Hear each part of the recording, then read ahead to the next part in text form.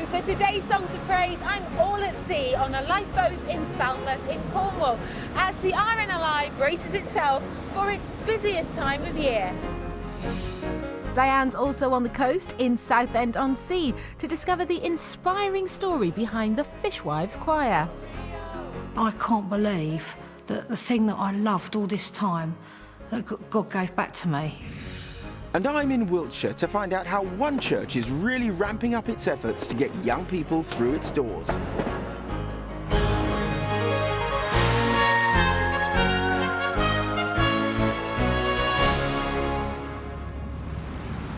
We'll be going ashore too because Falmouth is in the middle of a sea shanty festival and we've got some great hymns and uplifting songs in the show, including an emotional performance by rising opera star Angel Blue.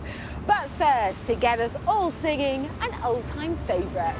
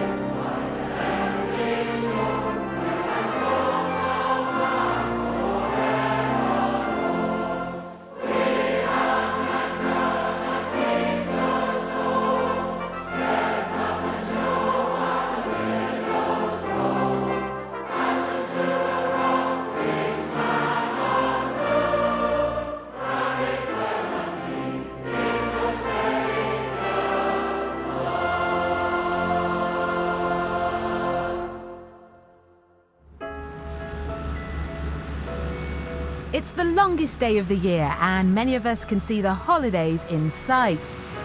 But time off for us means extra work for the volunteers at the RNLI as they gear up for the summer season. Falmouth is Cornwall's busiest lifeboat station and I've been invited out on patrol by a man who spent a lifetime at sea and he thanks more than his lucky stars for bringing him home safely every time. The sea holds many hidden dangers as the crews of Britain's lifeboats know only too well. Last year they rescued more than 10,000 people across the UK in all weathers. Carl Beardmore knows all about the perils of the sea from first-hand experience. Flat, calm or rough. When we come between the two headlands, I always say, yeah, thank you, Lord. And I don't think there's a sailor or a seaman that wouldn't do the same thing when they actually tie up alongside in some, in their own way. You must have seen so much. What stands out in your mind? There was a girl who was very ill on a beach, and our job was literally just to go to the paramedics and give them a hand. While we were there, she died 3 times and they resuscitated. But we couldn't communicate with her.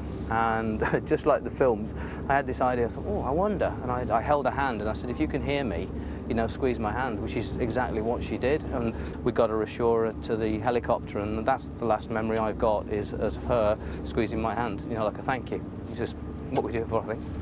23 years of volunteering for the RNLI. Why did you do it? I have always wanted to help. It's like being a Christian. It's weird in a weird way.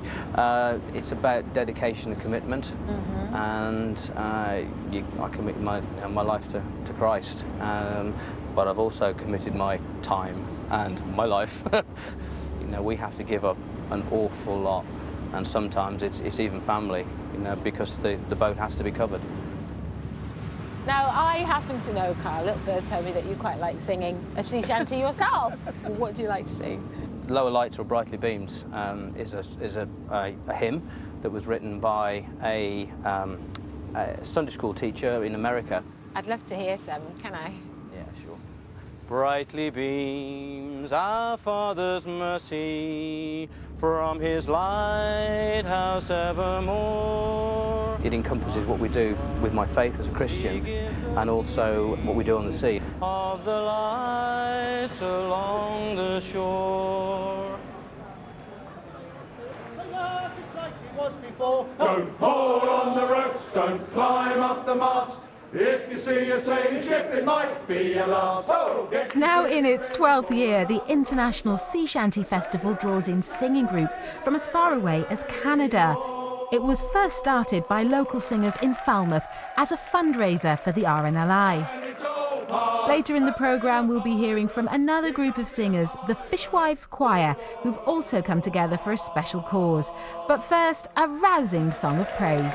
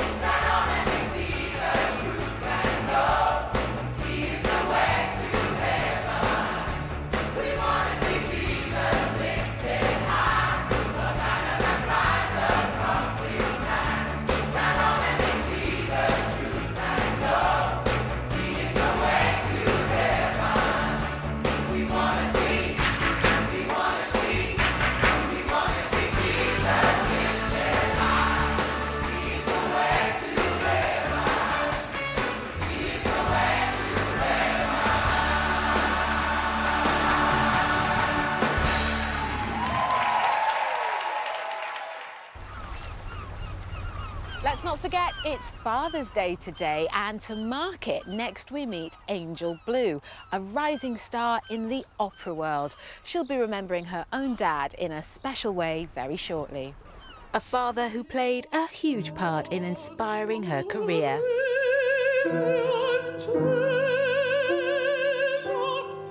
I had a great childhood.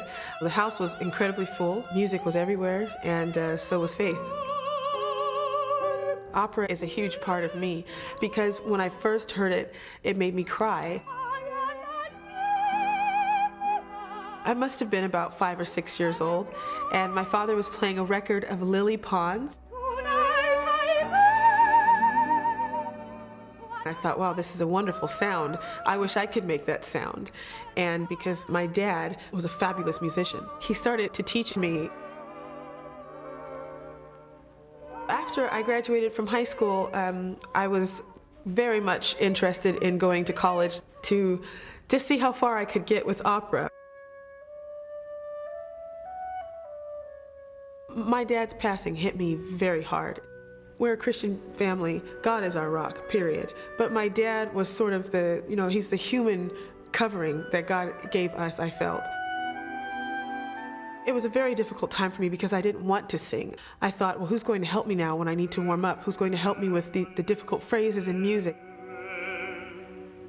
But 2 months after he passed away in February of 2007, I met Maestro Placido Domingo.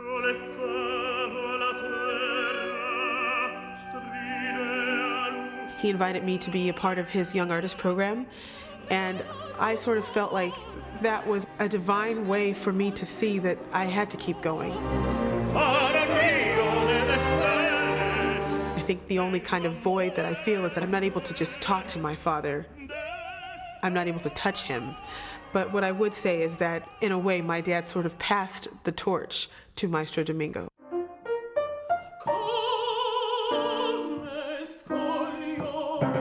I first heard He's Been Faithful when I was 9 years old, and my dad was singing it in church. And I remember feeling that every single word meant something to him. I thought, wow, I don't think I could ever sing that song that way. Little did I know that I would be singing that song at my father's funeral. And it was at that time, singing He's Been Faithful and seeing my dad in a casket, that I realized that the song actually meant something